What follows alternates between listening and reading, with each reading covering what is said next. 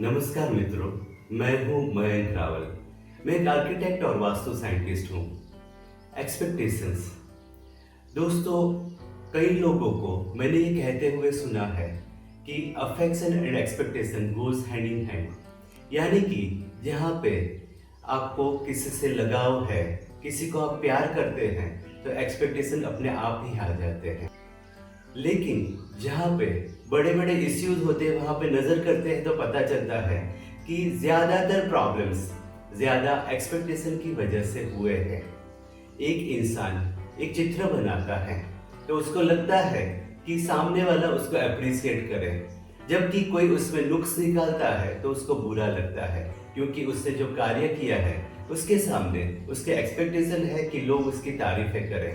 जबकि सही बात यह है कि हम एक्सपेक्टेशन नहीं रखते हैं तो हम इम्प्रूव हो सकते हैं, हमें आगे बढ़ने के चांसेस ज़्यादा मिलते हैं। लेकिन ज़्यादातर लोग किसी चीज़ से इतना प्यार करने लगते हैं कि उस प्यार में वो नार्सिसियस की तरह अपने आप को ही गंवा देते हैं। तो सबसे पहले समझने वाली बात यह है कि आप किसी भी चीज़ से इतने न जुड़ जाए कि जिससे आपका प्रोग्रेस है कम हो जाए। एक इंसान अपनी बीवी से बहुत प्यार करता है, उसकी बीवी भी अपने हस्बैंड से बहुत प्यार करती है, लेकिन कुछ रूल्स बना देते हैं कि ये मेरी बीवी है, वो ऐसी ही होनी चाहिए, ऐसे ही बिहेव करनी चाहिए। ये मेरा हस्बैंड है, उसको ऐसे ही अपने आप को प्रेजेंट करना चाहिए, उसको ऐसे ही कार्य करना चाहिए, घर में ऐसे ही उसको मेरे साथ में रहना चाहिए। जब रूल्स आते हैं ना, तो ये जो फीलिंग्स है वो कम हो जाती है। ये समझना बहुत ही ज़रूरी है, क्योंकि जब रूल्स बनते हैं तो उसके पीछे की जो वजह है वो है हमारे एक्सपेक्टेशन। तो एक्सपेक्टेशन जितने भी कम होंगे उतना आपके ऊपर जो बोझ है, जो वजन है वो कम हो जाएगा। फ़ायदा क्या मिलेगा? आप फ्री हो जाएंगे और बिना एक्सपेक्टेशन के आप किसी को प्यार करेंगे तो मुझे लगता है कि उसमें आपको भी मज़ा आएगा, सामने वाला भी कंफर्टेबल रहेगा। तो वास्तु के मुताबिक एक्सपेक्टेशन कहाँ से ज़्यादा मिलते हैं वो हम समझ लेते हैं। अगर नॉर्थ सेंटर का वास्तु दोष है तो इंसान के एक्सपेक्टेशन बहुत ही हाई हो जाते हैं। उनको जो भी कुछ मिलता है उसमें वो चाहते हैं कि और भी ज़्यादा मिले। उनकी वेल डिफाइंड एक फ्रेम होती है कि ये इंसान ऐसे ही होना चाहिए, वो इंसान वैसे ही होना चाहिए, लाइफ इसी तरीके से चलनी चाहिए। जबकि लाइफ अपने कंट्रोल में नहीं होती है, इसलिए उनको लाइफ से इतना मज़ा नहीं आता है। दूसरी जो दिशा है वो है दक्षिण।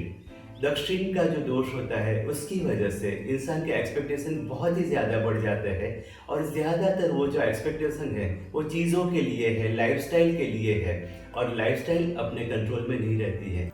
इंसान ये मानता है कि पूरी सृष्टि का वो अधिष्ठाता है, जबकि सृष्टि उसके काबू में नहीं है। ये समझना बहुत ही ज़रूरी है। वो चाहता है कि उसकी लाइफ ऐसे ही हो, लोग उसको इसी तरीके से अप्रिशिएट करें, ऐसे ही खाना खाना है, वैसे ही पानी पीना है। लेकिन क्या वो लाइफ है? गोरे लोग जब हिंदुस्तान में आए तो उन्होंने देखा कि यहाँ के लोग जिस तरीके से रह रहे हैं वो हम नहीं कर सकते, क्योंकि वो उस तरीके से ट्रेन नहीं थे। उन्होंने क्या किया, हमारी जो जो अच्छी चीज़ें थी उनको भुलाने की कोशिश की।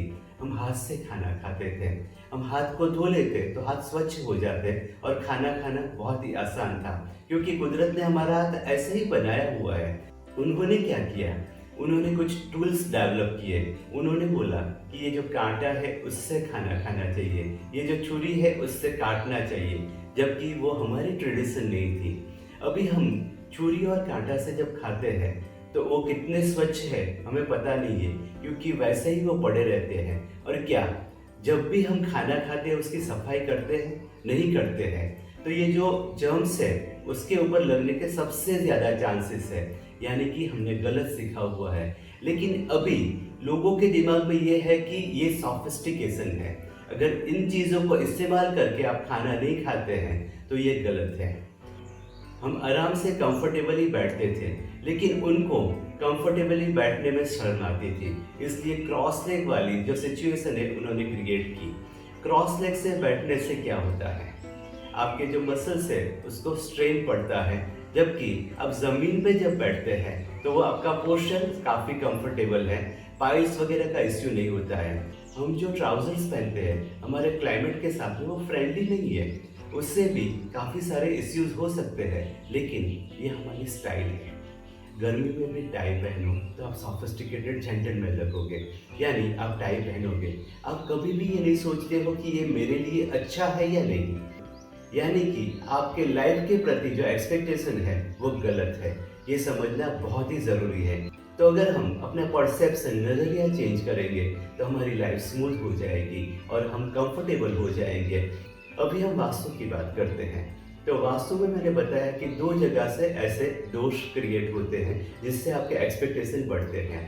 अगर आग्नेय कोने का कोई बड़ा सा दोष है, यानी कि वहाँ पे लेवल डिफरेंस है, या तो प्रोजेक्शन है, या तो पानी आता है, तो हस्बैंड और वाइफ दोनों के एक दूसरे से एक्सपेक्टेशन इतने बढ़ जाते हैं कि वो लड़ते रहते हैं। इवन वाइफ की जो हेल्थ है उसमें भी कॉम्प्लिकेशंस हो सकते हैं।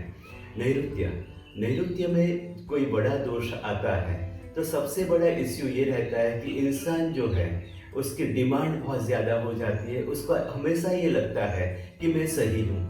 सामने वाले से उसके एक्सपेक्टेशन इतने ज़्यादा रहते हैं कि वो समझ लेता है कि सामने वाला ऑलमोस्ट मेरा गुलाम है, ये जगह उसकी है, वहाँ पे उसका आधिपत्य है। अगर कोई बच्चा वहाँ पे रहता है तो ये मान लेता है कि ये मेरे जो पेरेंट्स हैं ना, वो बच्चे जैसे हैं, मैं उनसे बड़ा हूँ, ऐसा माइंडसेट भी वहाँ पे हो सकता है। तो ये जो भी एक्सपेक्टेशन वाले दोष है उसको प्राइमरी प्रिंसिपल से, यानी बेसिक रेमेडी से अगर हमें क्लियर करना है तो हमें दो तीन चीज़ें करनी चाहिए। उसमें से एक ये है कि गूगल जो आता है उसका दो पूरे घर में स्प्रेड कर दो। दूसरी चीज़ ये है कि घी का दिया भगवान के सामने आप जलाओ, उससे आपको बेनिफिट मिलेगा। और तीसरी चीज़ ये है कि आप फैमिली मीटिंग करो और मेडिटेशन करो, उससे आपका दिल साफ होगा, मन साफ होगा। फैमिली मीटिंग से आप एक दूसरे को समझ पाएंगे, वो समझना बहुत ही ज़रूरी है। आपको कई बार ऐसा लगता होगा कि ये जो रेमेडीज देते हैं उसमें कुछ सोशल एस्पेक्ट भी है, लेकिन वास्तु क्या है? अपने आप को खुश रखने का, सुखी रखने का तरीका। तो उसमें ये सारी रेमेडीज भी आ सकती है, ये समझना ज़रूरी है। दोस्तों, अगर आपको ये वीडियो अच्छी लगी हो तो इसको ज़रूर से सब्सक्राइब करें, क्योंकि ऐसी दूसरी वीडियोस आपको इमीडिएटली मिल सकती है। और हाँ, आपके किसी दोस्त को भी इस तरीके का इश्यू है तो ज़रूर से इसको शेयर कीजिए और ज़रूर से लाइक कीजिए। आप ये करेंगे ना? Thank you very much.